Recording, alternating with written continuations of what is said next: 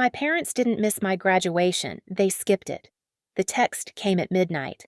Too tired from Chloe's trip. We'll celebrate next time. The next time that never came. By sunrise, I was standing behind Harvard's podium, 1,000 cameras pointed at me, and 3 chairs in the front row, 2 empty ones with a single white rose. When the applause ended, so did their silence. Because that morning every network replayed my speech, and the world saw what they didn't. You think you know what that felt like, being unseen until it's too late?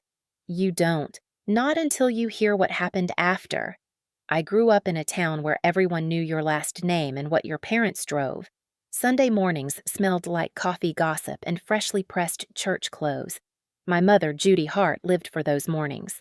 She was the kind of woman who believed that appearances were a form of prayer. If people saw perfection, maybe they'd believe it was real. My father, Robert, stood beside her quietly, the man who nodded more than he spoke. And then there was Chloe, the daughter who made perfection effortless. The golden child. The reason my mother's voice could shift from sharp to sweet in one breath. I was the older one, the quiet one. The kind of girl people introduced as Chloe's sister before realizing I had a name of my own. When I was 10, my birthday cake read, "Congratulations, Chloe," because Mom mixed up the orders after her dance competition. She laughed it off, handed me a slice anyway, and said, "We'll do yours next weekend." We never did. That was the day I learned how absence could still fill a room. Our house looked picture perfect from the outside, white shutters, neat hedges, Christmas lights that blinked on time, but inside it ran on comparison. If Chloe's laugh was music, mine was static. If she got applause, I got quiet nods. Every success of mine was treated like an echo heard, but never celebrated. Grandma Helen was the only one who saw through it. She lived 2 streets over, always smelling of cinnamon and soap, and she'd whisper, "You don't need applause to be valuable, sweetheart." I didn't believe her then. When I got older, I stopped asking them to notice. I poured everything into school instead. Grades were safe. Numbers didn't play favorites. By 17, I was staying late in the garage fixing old radios and engines just to understand how broken things worked. Maybe part of me wanted to fix us too, but the more I achieved, the quieter they became. When I won first place in the state essay competition, Mom said, "That's nice," before asking if I could help pack for Chloe's trip. Dad nodded without looking up. That silence, that's where the fracture began. It's strange how one small silence can turn into a lifetime. I didn't realize it back then, but every "that's nice," every empty seat was preparing me for something bigger, something that would make their silence impossible to ignore. Harvard was everything my small town wasn't: loud, brilliant, alive. For the first time, I didn't have to explain myself to anyone.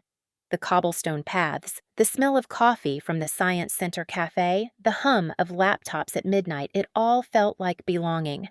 But even in that new world, their silence followed me.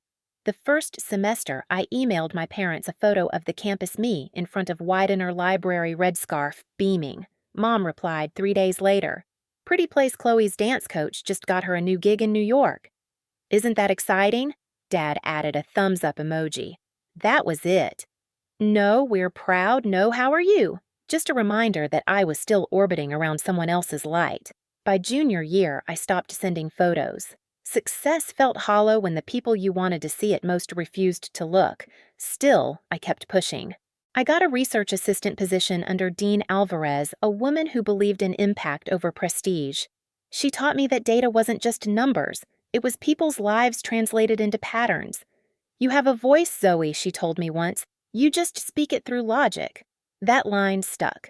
While other students planned weekend trips, I spent nights at the library scanning old medical bills and community health records for our project. Rows of numbers glowed on my laptop, evidence of inequality, proof that silence kills more than words ever could. Every file I opened reminded me of home, of how easy it was for people to look away when something didn't affect them directly. Then came the email. "Congratulations. You've been nominated as valedictorian of the class of 2024. I stared at the screen for a long time. For once, I wanted to share the moment, to hear my parents say something that sounded like love. So I called. No answer. I texted. Hours passed. Finally, Mom replied, "Sorry, honey. We're in Italy with Chloe for her law internship, so proud of both our girls both. That one word hit harder than any insult, both as if I was an afterthought in my own victory. That night, Maya found me sitting on the dorm steps with the phone still in my hand. "You good?" she asked. I nodded, lying. Inside, something was breaking quietly. 2 weeks later, I got another message, short, almost casual. Too tired from Chloe's trip. "We'll celebrate next time." I read it twice, then typed back, "Rest well." It wasn't bitterness. It was the end of asking. The night I sent that text, "Rest well," I didn't cry. I didn't even get angry. I just sat there in the quiet hum of my dorm room, watching the light from the Charles River flicker against the wall. Somewhere between exhaustion and clarity, I realized I'd been chasing ghosts my whole life, people who were never going to show up no matter how loud I succeeded. That was the collapse. But it was also the beginning of something else. The next morning, I went to the commencement office and requested 3 family seats. The woman at the desk asked will all guests be attending. I smiled. "Yes," I said. 1 for my grandmother, 1 for my best friend, and 1 left blank. On the card in neat handwriting, I wrote, "Reserved for who shows up." Maya looked at me like I'd lost it when I told her. "That's poetic," she said, half laughing. I shrugged. "It's honest." In the days that followed, I threw myself into my speech. I stayed up until dawn in Widener Library, scribbling lines across old notes and coffee-stained napkins. I didn't want to sound perfect, I wanted to sound true. I wrote about every student who had worked 2 jobs, who studied in empty dorms during the holidays, who learned that silence can be survival until it becomes strength. I wrote about how sometimes the people who should clap for you are the ones who taught you to perform without applause. When Dean Alvarez read the draft, she didn't say a word at first. Then she looked up, eyes glinting. "You realize this isn't just a speech," she said. "It's a reckoning." By the time graduation week arrived, campus buzzed with joy and farewells. Students posed under the arches, parents carried bouquets and cameras. I kept my head down, my speech folded neatly inside my folder. Grandma Helen arrived the night before, her pale blue coat smelling faintly of lavender. She took my hands and said, "You don't have to prove anything, Zoe. Just speak." That morning, the text still sat open on my phone, the words, "Too tired," glowing like a bruise. I didn't delete it. I wanted to remember exactly what silence looked like. So I dressed slowly, pinned my tassel, and walked across the yard with 2 people who had never let me feel alone, Grandma and Maya. Between them, the 3rd chair waited crowned with a white rose. The stage was ready. So was I. The sun was sharp that morning, too bright for the ache under my ribs. Bells from Memorial Church echoed through the yard, rolling across the crowd like slow thunder. Rows of crimson robes shimmered beneath the light tassels, swaying, cameras flashing. Everywhere I looked, families hugged, waved, called out names. The air smelled like lilacs and new beginnings. I found my seat on stage, my heart beating steady but slow. From up here, Harvard Yard looked endless, a sea of faces, parents craning their necks to spot their children's students, searching for the ones who mattered most. I scanned the front rows once, though I already knew. Grandma in her blue coat, Maya beside her camera ready, and between them, the empty chair. The white rose gleamed against the red cushion, unmoving in the wind. It didn't hurt like I expected. It was colder, quieter, like the final breath before you jump. When my name was called, valedictorian Zoe Hart, a wave of applause rose through the crowd. I walked to the podium, each step heavy with years I hadn't spoken. The microphone buzzed softly. I steadied it, took a slow breath, and looked out over the audience. "Good morning," I began, my voice steadier than I felt. When they didn't see us, we learned to see each other. The hum of the crowd fell away. The wind stilled. I talked about the invisible ones, the students who worked behind cafeteria counters, who fixed printers at 2 a.m., who sent money home between classes. I spoke about how the world celebrates loud success but overlooks quiet endurance. We learn early, I said, that sometimes the chairs reserved for us stay empty, and when they do, we build new tables. I saw Maya wipe a tear. Grandma's chin trembled slightly, her hand resting over her cane. I kept going. My words were no longer just mine, they were every unspoken thing I'd swallowed for 24 years. Silence used to feel like punishment, I said, but now I see it was training. Because when no one shows up for you, you learn how to show up for others. For a second, the microphone caught the faintest tremor in my voice. I let it stay. The truth shouldn't sound perfect. When I reached my final line, May, we never leave the next seat empty for those who come after us.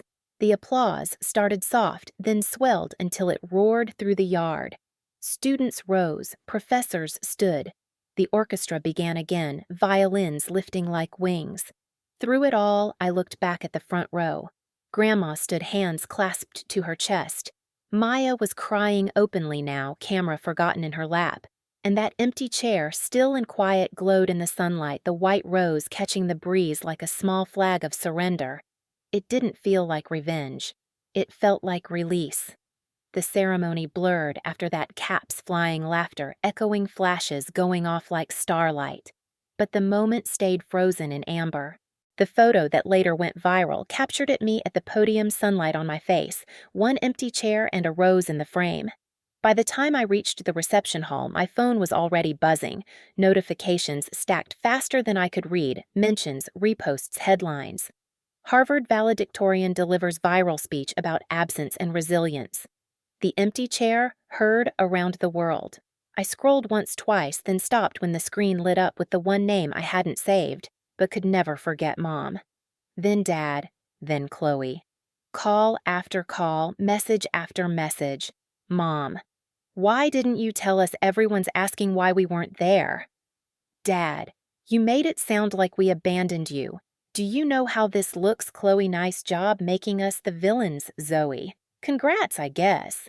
For a moment, I just stared at the screen, the buzz vibrating through my palm. Then I pressed mute and set the phone face down on the table. Across from me, Maya watched silently. Not answering, she asked. I shook my head. They already said enough. That night back in my apartment, the city lights flickered against the window. Grandma sat on the couch, newspaper in hand, the photo already on the front page. You didn't embarrass them, she said gently. You revealed them. Her words settled deep in my chest. By morning, the story had gone national. Emails flooded in, fellow students, strangers, journalists, even a TED curator asking if I'd consider expanding the speech. Hashtags trended. Chow the empty chair. Chow build your own seat. I didn't know whether to laugh or cry. Then another text came from Mom. We need to talk. This has gone too far. I stared at it, the irony twisting in my chest. Now they wanted to talk. Now that the world was listening. Grandma glanced over. Let them come to you, she said simply.